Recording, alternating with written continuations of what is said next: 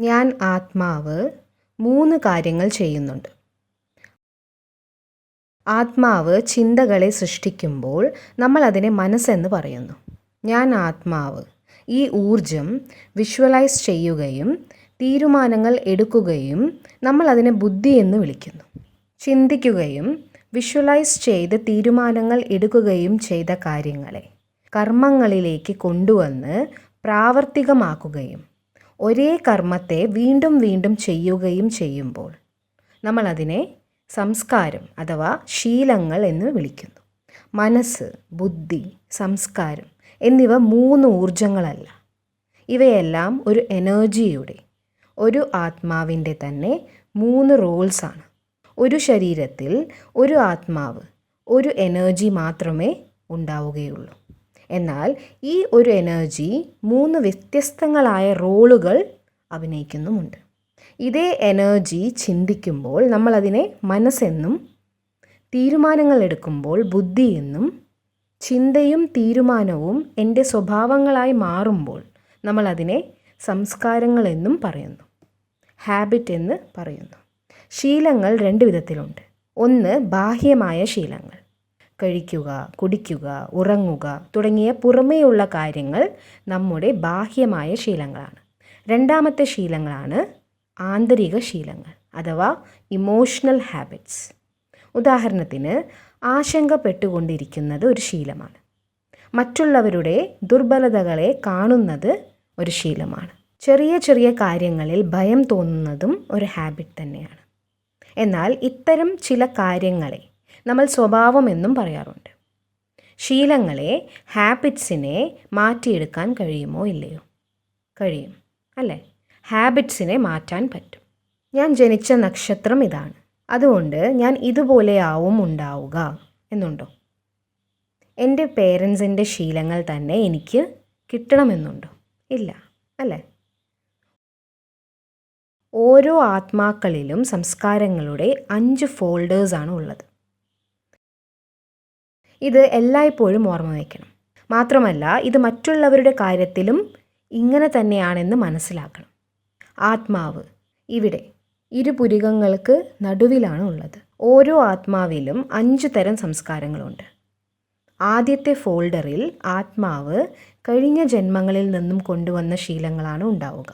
Energy can neither be created nor be destroyed. ആത്മാവെന്ന ഊർജത്തെ സൃഷ്ടിക്കാനോ നശിപ്പിക്കാനോ കഴിയില്ല. ആരെങ്കിലും മരിച്ചു എന്ന് പറയുമ്പോൾ അതിൻ്റെ അർത്ഥം എന്താണ്? എനർജിയെ പുതിയതായി ഉണ്ടാക്കാനോ ഇല്ലാതാക്കാനോ കഴിയില്ല അല്ലേ? അപ്പോൾ പിന്നെ മരണം എന്നാൽ എന്താണ്? What is death?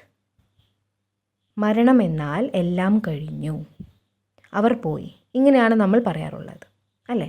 ആരാണ് പോയത്? എവിടേക്കാണ് പോയത്? അവർ പോയി, അവർ ഇനി വരില്ല എന്നൊക്കെ നമ്മൾ പറഞ്ഞാൽ അവസാനിച്ചു എന്നാണോ അർത്ഥം? അല്ല, ശരീരമില്ല എന്നാണ് ഇതുകൊണ്ടൊക്കെ അർത്ഥമാക്കുന്നത്. നമ്മൾ ശരീരത്തെ ദഹിപ്പിക്കുകയോ അടക്കം ചെയ്യുകയോ ചെയ്യുന്നു. നമ്മൾ ആ ശരീരം ഇല്ലാതാവുന്നത് കാണുന്നു. ശരീരം മാത്രമേ ഇല്ലാതാവുന്നുള്ളൂ. The body is no more. എനർജിയെ സൃഷ്ടിക്കാനും ഇല്ലാതാക്കാനും കഴിയില്ലെങ്കിൽ പിന്നെ ആ ശരീരത്തിൽ ഉണ്ടായിരുന്ന എനർജി മറ്റെങ്ങോട്ടെങ്കിലും പോകും അല്ലേ? എനർജി, ആത്മാവ് ഒരു ശരീരത്തിൽ നിന്നും ഇറങ്ങുന്നു. ഇവർ മരിച്ചു എന്ന് ഡോക്ടർ അപ്പോൾ നമ്മളോട് പറയുന്നു. ഒരു ശരീരത്തിൽ നിന്നും ഇറങ്ങിയ ആ എനർജി, ആ ആത്മാവ് ഒരു അമ്മയുടെ ഗർഭത്തിലേക്ക് പ്രവേശിക്കുന്നു. അപ്പോഴാണ് അമ്മയ്ക്ക് ഗർഭത്തിലെ കുട്ടിയുടെ മൂവ്മെൻറ്റ്സ് ഫീൽ ചെയ്യാൻ തുടങ്ങുന്നത്. പെട്ടെന്നാണ് അമ്മയ്ക്ക് കുട്ടി ഇളകുന്നത് ഫീൽ ചെയ്യാൻ തുടങ്ങുന്നത്. ശരീരം ഗർഭത്തിൽ സൃഷ്ടിക്കാൻ തുടങ്ങുന്നതേ ഉണ്ടാവും. 1-2 മാസങ്ങൾക്ക് ശേഷം അമ്മയ്ക്ക് പല പല ഫീലിങ്സും ഉണ്ടാവാൻ തുടങ്ങുന്നു. എൻ്റെ ശരീരത്തിൽ മറ്റെന്തോ ഉണ്ട് എന്ന് അമ്മയ്ക്ക് തോന്നാൻ തുടങ്ങും. ആത്മാവ് അമ്മയുടെ ഗർഭത്തിലേക്ക് പ്രവേശിച്ചാലാണ് അമ്മയ്ക്ക് ഈ തോന്നൽ ഉണ്ടാവുന്നത്. ആത്മാവ് അമ്മയുടെ ഗർഭത്തിൽ പ്രവേശിക്കുമ്പോൾ അച്ഛനും അമ്മയും വീട്ടിലേക്ക് കുഞ്ഞു വരുന്നു എന്ന സന്തോഷത്തിലായിരിക്കും. ഒരു ക്ലീൻ സ്ലേറ്റ് വരുന്നത് പോലെയാണ് അവർക്ക് തോന്നുക. കുഞ്ഞിൻ്റെ ഫ്യൂച്ചർ നമ്മൾ തീരുമാനിക്കും, നമ്മൾ പഠിപ്പിക്കും. നമ്മുടെ ഉദ്ദേശങ്ങളൊക്കെ നല്ലതാണ്. നമ്മുടെ കുട്ടികളെ നല്ല സംസ്കാരങ്ങൾ പഠിപ്പിക്കണം. നമ്മുടെ കുട്ടികളെ അങ്ങനെ ആക്കണം, ഇങ്ങനെ ആക്കണം എന്നതൊക്കെ നമ്മുടെ നല്ല ഉദ്ദേശങ്ങൾ തന്നെയാണ്. എന്നാൽ 6 മാസത്തിന് ശേഷം നമ്മുടെ കയ്യിലേക്ക് എത്തുന്ന ആ കുഞ്ഞ് പുതിയൊരു ശരീരം മാത്രമാണ്. It's just A new body. ആത്മാവിന് എത്ര പ്രായമുണ്ടാവും? നമുക്ക് ഇതൊരു കുട്ടിയാണ്. കുട്ടിയെ എങ്ങനെ വേണമെങ്കിലും ഗ്രൂം ചെയ്യാമെന്ന് തോന്നും. അതുകൊണ്ടാണ് ഓരോ ചുവടിലും ഞാൻ ആത്മാവാണ്, ഐ ആം എ സോൾ. ഇവർ ഒരു ആത്മാവാണ്, ഇവരും ഒരു ആത്മാവാണ്. ദിസ് ഈസ് എ സോൾ എന്ന് ഓർമ്മ വയ്ക്കണം എന്ന് പറയുന്നത്. അതുപോലെ ഈ ചെറിയ കുട്ടിയും ഒരു ആത്മാവാണ് എന്ന് ഓർമ്മിക്കേണ്ടത് പ്രധാനമാണ്. ഇനി പറയാം, ആ ആത്മാവിന് എത്ര പ്രായമുണ്ടാകും? ആത്മാവിൻ്റെ പ്രായം എണ്ണിത്തിട്ടപ്പെടുത്താൻ കഴിയില്ല, അല്ലേ? വളരെ ശരിയാണ്. ആളുകൾക്ക് ആത്മാവിൻ്റെ പ്രായം അറിയാനാവില്ല. അവർ ഇതിനു മുൻപുള്ള ജന്മങ്ങൾ എവിടെയായിരുന്നു എന്ന് പോലും നമുക്ക് അറിയില്ല. So it's A very long journey. ആത്മാവ് ഒരു നീണ്ട യാത്രയിലാണ്. ആത്മാവിൻ്റെ ഈ യാത്രയെ ഒന്ന് മനസ്സിൽ കണ്ടു നോക്കുകയാണെങ്കിൽ നമുക്ക് അവരവരെ മനസ്സിലാക്കാനും മറ്റുള്ളവരെ മനസ്സിലാക്കാനും എളുപ്പമാകും. വിവാഹം കഴിഞ്ഞ് ഒന്നിച്ച് ജീവിക്കുന്നതും അപ്പോൾ ഈസിയായി മാറും. ചുറ്റുമുള്ളവരിൽ നിന്നും ധാരാളം പ്രഷേഴ്സ് ഉണ്ട് എന്നൊരിക്കലും പറയരുത്. ഇതൊരു വൈബ്രേഷനാണ്. ഒരിക്കലും നമ്മുടെ ഒരു കർമ്മത്തെക്കുറിച്ചും ഇങ്ങനെ പറയരുത്. അവർ പറഞ്ഞു, അതുകൊണ്ടാണ് എനിക്ക് അങ്ങനെ ചെയ്യേണ്ടി വന്നത് എന്ന് പറയരുത്. പ്രൊഫഷണൽ ഡിസിഷൻസ് ആണെങ്കിലും പേഴ്സണൽ ഡിസിഷൻസ് ആണെങ്കിലും മറ്റെന്തിനെക്കുറിച്ചുള്ള തീരുമാനങ്ങളാണെങ്കിലും നമ്മളെ ഉപദേശിക്കാൻ ആളുണ്ടാവും. ചിലർ നമ്മളെ കുറച്ച് ഫോഴ്സ് ചെയ്യും, ചിലർ വല്ലാതെ സമ്മർദ്ദം ചെലുത്തും, നിർബന്ധിച്ചുകൊണ്ടേയിരിക്കും. എന്നാൽ അവസാനം ഡിസിഷൻ എടുക്കേണ്ടത് ആരാണ്? ഡിസിഷൻ ആരുടേതാണ് എന്നോർക്കണം.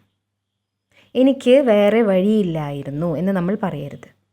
എനിക്ക് വേറെ വഴിയില്ലായിരുന്നു, ഐ ഹാഡ് നോ ചോയ്സ് എന്നൊരിക്കലും പറയരുത്. എന്തെന്നാൽ നിങ്ങൾക്ക് മുന്നിൽ എപ്പോഴും ഒരു വഴിയുണ്ടായിരുന്നു എന്നതാണ് സത്യം.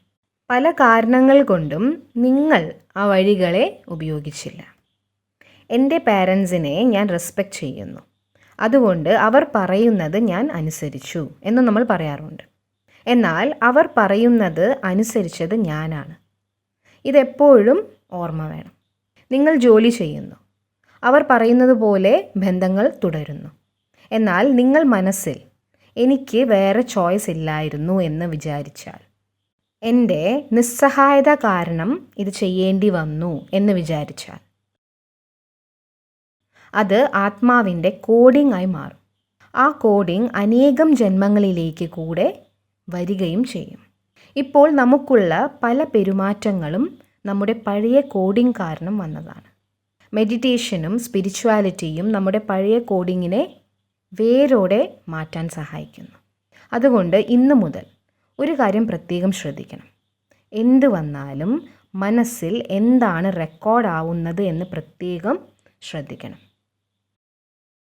കാരണം മനസ്സിൽ റെക്കോർഡ് ആവുന്നത് നമ്മുടെ പെർമനൻ്റ് റെക്കോർഡിംഗ് ആയി മാറും. എന്തെങ്കിലും ഒരു തീരുമാനം എടുക്കാനുള്ള സാഹചര്യം വരുമ്പോൾ ആരെങ്കിലും നിങ്ങളെ ഫോഴ്സ് ചെയ്യുകയോ കൂടുതലായി നിർബന്ധിക്കുകയോ ചെയ്യുമ്പോൾ അത് ആ തീരുമാനത്തിനേക്കാൾ കൂടുതൽ നിങ്ങളുടെ മനസ്സിനെയാണ് ബാധിക്കുക. അതേക്കുറിച്ച് നിങ്ങൾ സൃഷ്ടിക്കുന്ന ചിന്തകളുടെ ഫലം വളരെ അധികമായിരിക്കും. അതുകൊണ്ട് എനിക്ക് അത് ചെയ്യണമെന്നുണ്ടായിരുന്നില്ല, എന്നിട്ടും ചെയ്യേണ്ടി വന്നു. എനിക്ക് വേറെ ചോയ്സ് ഉണ്ടായിരുന്നില്ല, അതുകൊണ്ടാണ് ഞാൻ അത് ചെയ്തത്. എൻ്റെ നിസ്സഹായ അവസ്ഥയായിരുന്നു, അവർ വളരെ നിർബന്ധിച്ചു. ഇങ്ങനെയൊന്നും ഇനി പറയരുത്, ഒരിക്കലും പറയരുത്. നമ്മുടെ തലയിൽ ഒരാൾ തോക്ക് വെച്ച് നിർബന്ധിച്ചാലും സ്വന്തം ചോയ്സിൽ നിന്നും മാറരുത്. അവർ പറയുന്നത് അനുസരിക്കുന്നതിലും ഭേദം മരണമാണെങ്കിൽ മരണത്തെ ചൂസ് ചെയ്യാം. Finally I choose. അല്ലാതെ ജീവിതം മുഴുവനും ഒരു അടിമയെപ്പോലെ എനിക്ക് വേറെ വഴിയില്ലായിരുന്നു എന്ന് പറഞ്ഞിരിക്കരുത്. കാരണം അത് ആത്മാവിൽ ഒരു കോഡിംഗ് ആയി മാറും. കുറച്ചു വർഷങ്ങൾക്ക് ശേഷം ആത്മാവ് ഈ ശരീരം ഉപേക്ഷിക്കും, പുതിയതായി ഒരു കുട്ടിയുടെ ശരീരത്തിൽ പ്രവേശിച്ച് ജന്മമെടുക്കും. ആ കുട്ടി ചെറുപ്പം മുതൽ ഈ ലൈൻ പറയുന്നത് കേൾക്കാം: എനിക്ക് വേറെ ചോയ്സ് ഇല്ല, മമ്മി പറഞ്ഞു, അതുകൊണ്ട് എനിക്കിങ്ങനെ ചെയ്യേണ്ടി വന്നു. I don't have choice. ഈ ഒരു വാചകം ആ കുട്ടിയുടെ ഭാഷയായി മാറും. നമ്മുടെ എല്ലാ പെരുമാറ്റ രീതികളും നമ്മുടെ തന്നെ പല പല ജന്മങ്ങളിൽ നിന്നായി വന്നവയാണ്. അതുകൊണ്ട് ഇന്നു മുതൽ ഒരു കാര്യം പ്രയോറിറ്റിയാക്കി വെക്കണം. വളരെ ശ്രദ്ധിച്ച് ചിന്തിക്കണം. കാരണം അത് എൻ്റെ റെക്കോർഡിംഗ് ആയി മാറുന്നുണ്ട്. അതെൻ്റെ കോഡിംഗ് ആവുന്നുണ്ട്. മറ്റുള്ളവർ നിങ്ങളോട് എങ്ങനെ പെരുമാറുന്നു എന്നത് അവരുടെ കോഡിംഗ് ആണ്. അവരുടെ കോഡിംഗ് കണ്ടിട്ട് ഞാൻ അവരോട് എങ്ങനെ റെസ്പോണ്ട് ചെയ്യുന്നു, എങ്ങനെ പ്രതികരിക്കുന്നു എന്നത് എൻ്റെ കോഡിംഗായി മാറും. മറ്റുള്ളവർ മോശമായി പെരുമാറിയാലും അവർ തെറ്റായ ഒരു കർമ്മം ചെയ്യുകയാണ് എന്ന് മനസ്സിലാക്കാം. എൻ്റെ ഭാഗ്യം അവരുടെ പെരുമാറ്റത്തിലൂടെയല്ല ഉണ്ടാകുന്നത്. എൻ്റെ ഭാഗ്യം ഉണ്ടാവുന്നത് എങ്ങനെയാണ്? നിങ്ങൾ ചെയ്യുന്ന കോഡിങ്ങിലൂടെ മാത്രമാണ് നിങ്ങളുടെ ജീവിതത്തിൻ്റെ ഔട്ട്പുട്ട് ഉണ്ടാകുന്നത്. മറ്റുള്ളവർ താങ്കളോട് മോശമായി പെരുമാറിയാലും താങ്കൾ അവർക്ക് വേണ്ടി ബ്ലെസ്സിങ്സ് ക്രിയേറ്റ് ചെയ്ത് മനസ്സിൽ നിറയ്ക്കണം. കാരണം ഈ റെക്കോർഡിംഗ് ഈ ഒരു ജന്മത്തേക്ക് മാത്രമുള്ളതല്ല. ഇപ്പോഴത്തെ ഈ റെക്കോർഡിംഗ് ഈ ഒരു ജന്മത്തേക്ക് മാത്രമുള്ളതല്ല. ഇപ്പോൾ ഇവിടെ ആരെങ്കിലും നമ്മുടെ ഫോട്ടോ എടുക്കുകയാണെങ്കിൽ നമ്മളെല്ലാവരും പെട്ടെന്ന് എങ്ങനെയാണ് നിൽക്കുക? നമ്മൾ ചിരിച്ചുകൊണ്ട് നിൽക്കും, അല്ലേ? അത് സ്വാഭാവികമാണ്, നാച്ചുറലാണ്. ഫോട്ടോ എടുക്കുമ്പോൾ നമ്മൾ പല പല വിധത്തിൽ പോസ്റ്റ് ചെയ്യാറുമുണ്ട്. എല്ലാം ശരിയാക്കി പോസ്റ്റ് ചെയ്യും. ഇന്ന് മുഴുവൻ ഗ്രൂപ്പിൻ്റെ ഫോട്ടോ എടുത്തു. വാട്സപ്പിൽ നാളെ ഫോട്ടോ കിട്ടിയാൽ നിങ്ങൾ ആരെയാണ് നോക്കുക? ഞാൻ ആദ്യം എന്നെ നോക്കും, അല്ലേ? ഫോട്ടോയിൽ ധാരാളം പേരുണ്ട്, പക്ഷേ ഞാൻ ആദ്യം എന്നെ മാത്രമാണ് നോക്കുക. ഇതുപോലെ തന്നെയാണ് ജീവിതവും ജീവിക്കേണ്ടത്. എൻ്റെ ജീവിതത്തിൽ ഒരുപാട് പേരുണ്ട്, എന്നാൽ ഞാൻ ആരെയാണ് നോക്കേണ്ടത്? എൻ്റെ ഫോട്ടോ ശരിയായി വരണം, എൻ്റെ മുഖത്തിൻ്റെ ഫോട്ടോയല്ല. ഇവിടെ മനസ്സിൽ റെക്കോർഡാവുന്ന ഫോട്ടോ ആണ് ശരിയായി നിൽക്കേണ്ടത്. കാരണം ഇവിടെ റെക്കോർഡാവുന്ന ഈ ഫോട്ടോ ആണ് എൻ്റെ ഭാഗ്യം ഉണ്ടാക്കുന്നത്. അത് തന്നെയാണ് എൻ്റെ ഇന്നത്തെ ഭാഗ്യത്തെയും ഭാവിയിലെ ഭാഗ്യത്തെയും അതിനുശേഷമുള്ള ഭാഗ്യത്തെയും സൃഷ്ടിക്കുന്നത്. നമ്മുടെ കൂടെ 2 കാര്യങ്ങൾ മാത്രമേ വരികയുള്ളൂ. എല്ലാം കഴിഞ്ഞാലും ആത്മാവിൻ്റെ കൂടെ എന്താണ് പോവുക? കർമ്മവും സംസ്കാരവുമാണ് ആത്മാവ് കൂടെ കൊണ്ടുപോവുക. കർമ്മവും സംസ്കാരവും. ഇന്നത്തെ കാലത്തെ കുട്ടികൾ കുറച്ചധികം വികൃതികളാണ്, ഹൈപ്പറാണ് എന്ന് നിങ്ങൾക്ക് തോന്നാറുണ്ടോ? ശരി, അവർ എന്തുകൊണ്ടാണ് ഇങ്ങനെ ഹൈപ്പറാവുന്നത്? പെട്ടെന്ന് മൂഡ് മാറുന്നത് എന്തുകൊണ്ടാണ്? എല്ലാ കുട്ടികളുമല്ല, പക്ഷേ ഭൂരിഭാഗവും അങ്ങനെയാണ്. കൂടുതൽ ഐഡിയകൾ, കൂടുതൽ ഇമേജസ് അവർ നമ്മളെ ഫോളോ ചെയ്യുന്നു. കാരണങ്ങൾ അങ്ങനെ ഒരുപാടുണ്ട്. നമ്മൾ കുറച്ച് ഹൈപ്പറാണ് എന്ന് നിങ്ങളിൽ എത്ര പേർക്ക് തോന്നുന്നുണ്ട്? കൈ ഉയർത്തു. ഇനി നമുക്ക് ഈ യാത്രയെ ഒന്ന് ചെക്ക് ചെയ്യാം. ഈ സമയത്ത് ഈ ശരീരത്തിൽ ഞാൻ കുറച്ച് അസ്വസ്ഥനാണ്, ഹൈപ്പറാണ്. സ്റ്റേബിൾ ആയിരിക്കാൻ എനിക്ക് പറ്റുന്നില്ല. എന്തിനത് ചെയ്തു, എന്തിനിത് ചെയ്തു, ഇങ്ങനെ നമ്മൾ പറഞ്ഞുകൊണ്ടേയിരിക്കുന്നു. എല്ലാത്തിനും തിടുക്കം, ഒന്നിനും ഒരു സ്ഥിരതയും ഇല്ല. ഇതിനെയാണ് ഹൈപ്പർ എന്ന് പറയുന്നത്. നമ്മൾ ചെറിയ കുട്ടികളെ പോലെ ഓടിച്ചാടി വികൃതി കാണിക്കുന്നില്ല. പക്ഷേ ഇവിടെ മനസ്സിൽ നമ്മൾ അസ്വസ്ഥരാണ്. നമ്മൾ മനസ്സിൽ ഹൈപ്പറാണ്. ഞാൻ ഇന്ന് രാത്രി ഉറങ്ങുന്നു, എന്നാൽ നാളെ കാലത്ത് ഞാൻ എഴുന്നേറ്റില്ല എന്ന് കരുതുക. ആത്മാവ് ശരീരത്തിൽ നിന്നും പറന്നുപോയി ഒരമ്മയുടെ ഗർഭത്തിലേക്ക് പ്രവേശിച്ചു. ഏത് അമ്മയുടെ ഗർഭത്തിലേക്കാണോ എത്തുന്നത് ആ അമ്മയും അച്ഛനും കുറച്ച് ഹൈപ്പറാണ്. 7-8 മാസങ്ങൾ അമ്മയുടെ ഗർഭത്തിൽ ഇരിക്കുമ്പോഴും ഏത് എനർജിയാണ് ആ ആത്മാവിന് കിട്ടിക്കൊണ്ടിരിക്കുന്നത്? ആദ്യം സ്വയം അസ്വസ്ഥമായിരുന്നു, പിന്നെ അസ്വസ്ഥരായ പേരൻസിനെ കിട്ടി. 9 മാസവും അതേ വൈബ്രേഷൻ തന്നെ അനുഭവം ചെയ്യുന്നു. അതിനുശേഷം ആ കുട്ടി ജനിക്കുമ്പോൾ ഈ കുട്ടി വളരെ ശാന്തനായ കുട്ടിയാണ് എന്ന് നിങ്ങൾക്ക് തോന്നും. ഇതെങ്ങനെ സാധ്യമാവും? How is it possible? പുറമേയുള്ള കാര്യങ്ങൾ, മീഡിയ, ധാരാളം ഡിസ്ട്രാക്ഷൻസ്, അങ്ങനെ പലതും ഇതിലെല്ലാം വളരെ വലിയ പങ്ക് വഹിക്കുന്നുണ്ടെങ്കിലും നമ്മൾ തന്നെയാണ് വീണ്ടും ജനിക്കുന്നത്. നമ്മൾ ഇപ്പോൾ ഇവിടെയുണ്ട്. ഇപ്പോൾ തന്നെ ശരീരം ഉപേക്ഷിച്ചാൽ 3 വർഷത്തിന് ശേഷം നമ്മൾ ഈ ഹാളിൽ ഒരു ചെറിയ കുട്ടിയായി വന്നിരിക്കും. എനിക്കിപ്പോൾ ഉള്ള സംസ്കാരങ്ങൾ തന്നെയായിരിക്കും ആ കുട്ടിയിലും ഉണ്ടാവുക. അതൊരു CD പ്ലെയർ പോലെയാണ്. ഒരു CD പ്ലെയറിൽ നിന്നും CD എടുത്ത് മറ്റൊരു CD പ്ലെയറിൽ ഇടാറില്ലേ? അപ്പോൾ CDയിലെ പാട്ടുകൾ മാറില്ലല്ലോ. ഇതും അതുപോലെ തന്നെയാണ്. ആത്മാവ് ഒരു ശരീരം വിട്ട് മറ്റൊരു ശരീരത്തിലേക്ക് പോകുന്നതും ഇതുപോലെ തന്നെയാണ്. ശരീരം മാത്രമേ മാറുന്നുള്ളൂ. ആത്മാവും അതിലെ സംസ്കാരങ്ങളും മാറുന്നില്ല. ഈ ജീവിതത്തിൽ ഞാൻ നിസ്സഹായത അനുഭവിക്കുന്നുണ്ടെങ്കിൽ എൻ്റെ അടുത്ത ജന്മത്തിൽ ചെറുപ്പം മുതൽക്കേ തന്നെ ഞാൻ നിസ്സഹായത ഫീൽ ചെയ്യാൻ തുടങ്ങും. ഈ ജീവിതത്തിൽ ഞാൻ ഇൻസെക്യൂറായി ഫീൽ ചെയ്താൽ എൻ്റെ അടുത്ത ജന്മത്തിൽ കുട്ടിയായിരിക്കുമ്പോൾ തന്നെ എനിക്ക് ഇൻസെക്യൂരിറ്റീസ് ഉണ്ടാകും. ഈ ജന്മത്തിൽ ഞാൻ വളരെ കൗശലക്കാരനും കൺട്രോളിങ്ങുമാണെങ്കിൽ അടുത്ത ജന്മത്തിലും ഞാൻ അങ്ങനെ തന്നെ ആയിരിക്കും. I will be exactly what I am right now. ഞാൻ ഇപ്പോൾ എങ്ങനെയാണോ അതുപോലെ തന്നെയായിരിക്കും ഞാൻ എൻ്റെ അടുത്ത ജന്മത്തിലും ഉണ്ടാവുക.